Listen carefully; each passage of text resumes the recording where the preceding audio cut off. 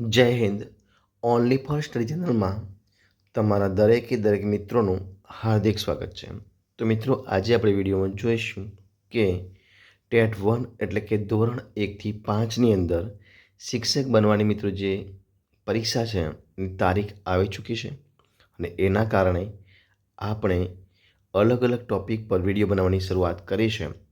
તો મિત્રો, આપણે શૈક્ષણિક મનોવિજ્ઞાન, પદ્ધતિશાસ્ત્ર, વિષયવસ્તુ જેવા વિડીયો આપણે બનાવીએ છીએ. તો આજે આપણે શૈક્ષણિક મનોવિજ્ઞાન જે ટોપિક છે એના પર વિડીયો નંબર 5 ભાગ બનાવવા જઈ રહ્યા છીએ. તો વિડીયો પૂરેપૂરો જોજો. તો શરૂઆત કરીએ આપણે એના પ્રશ્નોથી. જોઈએ મિત્રો, તમારી સમક્ષ પ્રશ્ન આપેલો છે કે પ્રત્યક્ષીકરણ એટલે શું? આ પ્રશ્ન છે. તો એના 4 ઓપ્શન છે કે ધ્યાનની એકાગ્રતા, ચિત્તની એકાગ્રતા, ઉદ્દીપકની એકાગ્રતા, કે જવાબ આવશે સંવેદનનું સંગઠન. તો મિત્રો, પ્રત્યક્ષીકરણ એટલે ઓપ્શન ડી જવાબ બનશે સંવેદનોનું સંગઠન. ઓપ્શન ડી જવાબ સંવેદનોનું સંગઠન. આગળ પ્રશ્ન, ધ્યાન વિચલન એટલે શું? તો ધ્યાનની અસ્થિરતા, ધ્યાનની સ્થિરતા, ધ્યાન નિયમન, કે ધ્યાન કેન્દ્રીકરણ. તો મિત્રો, ધ્યાન વિચલન એટલે ધ્યાનની અસ્થિરતા. ઓપ્શન એ જવાબ. શું આવશે? ધ્યાન વિચલન એટલે ધ્યાનની અસ્થિરતા. જોઈએ પ્રશ્ન આપણે આગળ કે બાળકને માતાના હાથનો સ્પર્શ થાય તે કયો સંવેદન છે? બાહ્ય સંવેદક, આંતરિક સંવેદક, શરીર સંવેદક, કે આંતરબાહ્ય સંવેદક. તો મિત્રો, બાળકને માતાના હાથનો સ્પર્શ થાય એ બાહ્ય સંવેદક છે. કેવો છે? બાહ્ય સંવેદક છે. જવાબ આવશે ઓપ્શન એ જવાબ બનશે. આગળ પ્રશ્ન, શીખવાની ક્રિયામાં કોનો સમાવેશ થતો નથી પૂછ્યું? ધ્યાનથી જો નથી પૂછ્યું છે તો અનુભવ અને મહાવરો, સાપેક્ષ કાયમી ફેરફાર, વર્તન પરિવર્તન, કે સાહજિક વર્તન.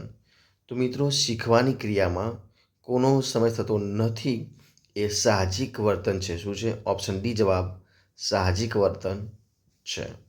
આગળ પ્રશ્ન આપણે જોઈએ કે આસપાસના સામાજિક પર્યાવરણના અવલોકનમાંથી શીખવાની ક્રિયાને શું કહે છે? અભિસંધાન દ્વારા શિક્ષણ, પ્રયત્ન અને ભૂલ દ્વારા શિક્ષણ, અનુકરણ દ્વારા શિક્ષણ, કે આંતરસૂઝ દ્વારા શિક્ષણ. તો મિત્રો, આસપાસના સામાજિક પર્યાવરણના અવલોકનમાંથી શીખવાની ક્રિયાને અનુકરણ દ્વારા શિક્ષણ એટલે કે ઓપ્શન સી જવાબ અનુકરણ દ્વારા શિક્ષણ કહેવામાં આવે છે. પ્રશ્ન આગળ જોઈએ આપણે કે શાસ્ત્રીય એટલે કે પ્રશિષ્ટ અભિસંધાનમાં પ્રયોગમાં ઘંટડીનો અવાજ શું છે?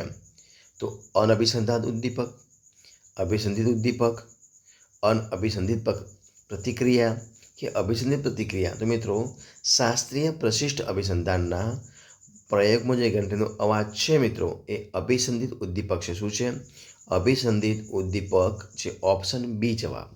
પ્રશ્ન આપણે આગળ જોઈએ કે કારક અભિસંધાનના સંદર્ભમાં વિલોપન એટલે શું? તો શીખેલી પ્રતિક્રિયાની દ્રઢતા, શીખેલી પ્રતિક્રિયાનું ભેદબોધન, શીખેલી પ્રતિક્રિયાનું સામાન્યીકરણ, કે શીખેલી પ્રતિક્રિયાની લુપ્તતા.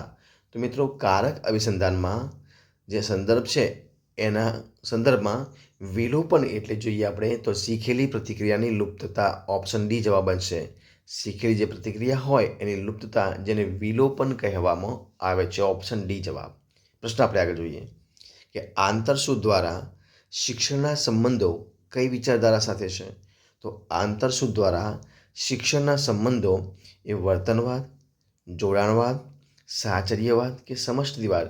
તો મિત્રો, આંતરસૂઝ દ્વારા શિક્ષણના સંબંધો એ સમષ્ટિવાદ વિચારધારા સાથે છે. ઓપ્શન ડી જવાબ બનશે. પ્રશ્ન આપણે આગળ જોઈએ કે સમાજમાં કઈ કક્ષાની બુદ્ધિ ધરાવતા લોકોનું પ્રમાણ સૌથી ઓછું છે? માનસિક પડકારરૂપ અને પ્રતિભાશાળી બુદ્ધિ, ઉચ્ચ બુદ્ધિ, સરેરાશ બુદ્ધિ અને સીમાવર્તી બુદ્ધિ, ઉચ્ચ સરેરાશ બુદ્ધિ. તો મિત્રો, જવાબ બનશે સમાજમાં મિત્રો એ સૌથી જો પ્રમાણ ઓછું બુદ્ધિ ધરાવતા લોકોનું તો એ છે માનસિક પડકારરૂપ અને પ્રતિભાશાળી બુદ્ધિ એ સૌથી ઓછું છે. જવાબ આવશે ઓપ્શન એ જવાબ બનશે. માનસિક પડકારરૂપ અને પ્રતિભાશાળી બુદ્ધિ ધરાવતા લોકોનું પ્રમાણ સૌથી ઓછું છે. જવાબ એ બનશે. ત્યારબાદ આપણે આગળ જોઈએ કે સ્પિયરમેનના સિદ્ધાંત અનુસાર સામાન્ય બોધતત્વ શું છે? તો જન્મદત્ત ક્ષમતા, વાતાવરણમાંથી પ્રાપ્ત ક્ષમતા, વિશેષ ક્ષમતા કે સંપર્ક ક્ષમતા.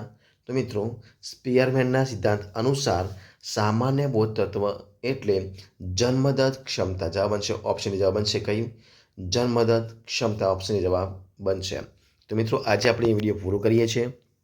જો તમારો વિડીયો ગમ્યો હોય, પસંદ આવ્યો હોય, યુઝફુલ લાગ્યો હોય તો લાઈક, કોમેન્ટ, શેર, સબસ્ક્રાઈબ જરૂરથી કરજો. આપણે ફરીથી મળીશું એક નવા વિડીયો સાથે, નવા ટોપિક સાથે. ત્યાં સુધી બની રહો. જય હિન્દ, જય ભારત, જય જય ગરવી ગુજરાત.